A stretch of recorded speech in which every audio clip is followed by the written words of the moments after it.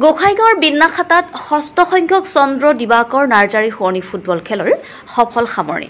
কোকৰাঝাৰ জিলাৰ গোসাইগাঁও বিন্নাখাতা এমই বিদ্যালয়ৰ খেলপথাৰত যোৱা 2 ছেপ্টেম্বৰৰ পৰা অনুষ্ঠিত ষষ্ঠ সংখ্যক চন্দ্ৰ দিবাকৰ নাৰ্জাৰী শোৱনি ফুটবল প্ৰতিযোগিতাৰ কালি চূড়ান্ত খেলখন অনুষ্ঠিত হৈ যায়। মুঠ 8টাকৈ ফুটবল দলে অংশগ্ৰহণ কৰা ফুটবল প্ৰতিযোগিতাখনৰ চূড়ান্ত খেলত দুটমা আঞ্চলিক ফুটবল এছ'চিয়েশ্যনে 5-1 গ'লৰ ব্যৱধানত ভাউলিগুৰি ব্লু ষ্টাৰ ফুটবল ক্লাবক পৰাস্ত কৰি বিজয় খিতাপ দখল কৰে। বিন্নাখাতা মৌজা ক্লাব কাম লাইব্ৰেৰীৰ উদ্যোগত আয়োজিত শোৱনি ফুটবল প্ৰতিযোগিতা পৰিচালনা সমিতিৰ সভাপতি গণেশ হাজৰাৰীয়ে সংবাদ মাধ্যমৰ আগত সমাজকৰ্মী স্বৰ্গীয় চন্দ্ৰ দিবাকৰ নাৰ্জাৰী শৰণত প্ৰতি বছৰে আয়োজন কৰা ফুটবল প্ৰতিযোগিতাখনৰ যোগেদি যুৱ প্ৰজন্মৰ যুৱক-যুৱতীসকলক খেলৰ প্ৰতি অধিক উৎসাহী হ'ব বুলি আশা প্ৰকাশ কৰে। News desk report GP24 news.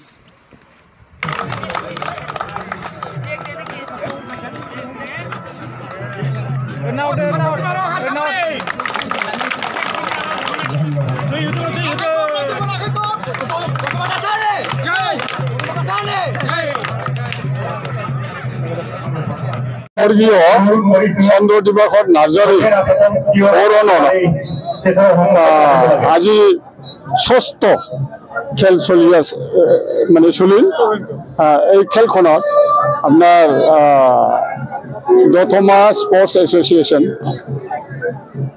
তেওঁলোকে 5-1 গ'লত জিকিলে আৰু ভাউলাগুৰি ব্লু ষ্টাৰ যিটো ক্লাব তেওঁলোকে হাৰিলে।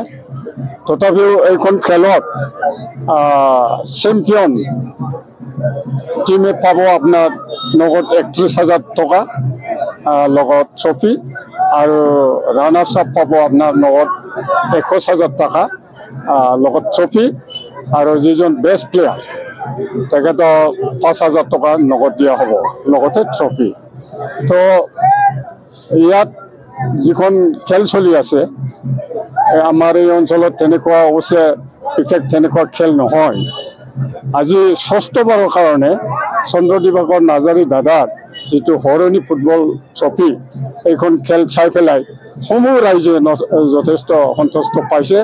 মই নিজে আজি পৰিচালনা সমিতিৰ সভাপতি হিচাপে যথেষ্ট সুখী হৈছোঁ আৰু খেলখন যথেষ্ট উত্তেজনামূলক আছিল, কম্পিটিটিভ আছিল আৰু আগৰ খেলবোৰতো তেনেকুৱা কম্পিটিটিভ আমি দেখা পালোঁ। তথাপিও আজি যি নহওক ভাগ্যক্ৰমে দতমা যিটো স্পৰ্টছ এছ'চিয়েশ্যন তেওঁলোকে জিকিলে আৰু ট্ৰফি চেম্পিয়ন হ'ল। যিহেতু চন্দ্ৰ দিবাকৰ দাদাও যথেষ্ট খেলপ্ৰেমী আছিল আৰু অঞ্চলত এজন সমাজকৰ্মী হিচাপে তেখেতৰ নাম আছে।